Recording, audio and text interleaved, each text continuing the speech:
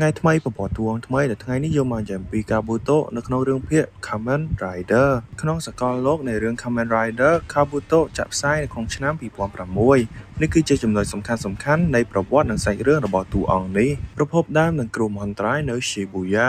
កាលពី7ឆ្នាំមុនក្នុងសាច់រឿងគឺឆ្នាំ1999មានអាចផ្កាយមួយបានធ្លាក់នៅលើតំបន់ Shibuya ទីក្រុង Tokyo ព្រឹត្តិការណ៍នេះបាននាំយកសត្វចម្លែកក្រៅភពម្យ៉ាងដែលហៅថា Worm ដែលមានសមត្ថភាពអាចបន្លំខ្លួនជាមនុស្សនិងចម្លងយកទាំងការចងចាំនិងចរិតលក្ខណៈរបស់មនុស្សម្នាក់ៗបានយ៉ាងល្អឥតខ្ចោះតួអង្គឯក Tendo Tsuchi គឺជាបុរសម្នាក់ដែលមានទំនុកចិត្តលើខ្លួនឯងខ្ពស់បំផុតនិងមានសមត្ថភាពពូកែសឹងគ្រប់វិស័យលោកមានពាក្យស្លោកប្រចាំខ្លួនគឺដើរតាមកន្លងឋានសួគ៌ដើម្បីគ្រប់គ្រងអ្វីៗទាំងអស់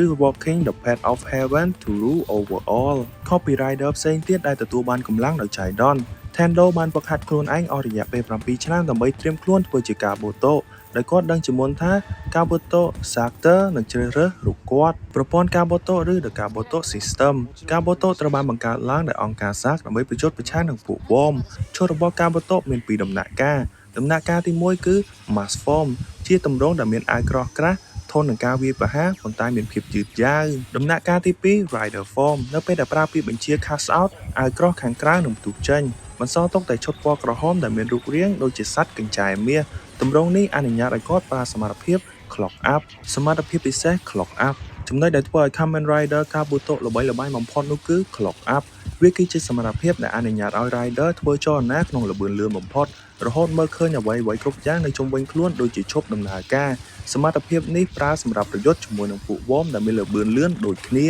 កម្រិតខ្ពស់បំផុត Hyper Kabuto តាមរយៈការប្រើប្រាស់ Hyper Sartor ដែលមកពីអនាគត Tendo បានបំលែងខ្លួនទៅជា Hyper Kabuto ក្នុងទម្រង់នេះក៏មានសមត្ថភាព Hyper Clock Up ដែលមិនត្រឹមតែលឿនជាងមុនទេប៉ុន្តែថែមទាំងអាចធ្វើដំណើរឆ្លងកាត់ពេលវេលាឬ Time Travel បានទៀតផងសរុបមក Kamen Rider Kabuto មិនមែនត្រឹមតែជារឿងវាយប្រហារគ្នាប៉ុណ្ណោះទេប៉ុន្តែវាបង្កប់នូវអាថ៌កំបាំងនៃអង្គការ SARK ដើមកំណើតពិតរបស់ពួក Worm និងជោគវាសនារបស់ Tendo Tsuchi ដែលត្រូវបានកំណត់ទុកជាមុនថាជាអ្នកជួយសង្គ្រោះពិភពលោកហើយនេះជាការសង្ខេបខ្លីៗរបស់តួអង្គ Kabuto នៅក្នុងរឿងភាគ Kamen Rider ហើយយើងនឹងជួបគ្នានៅវីដេអូក្រោយ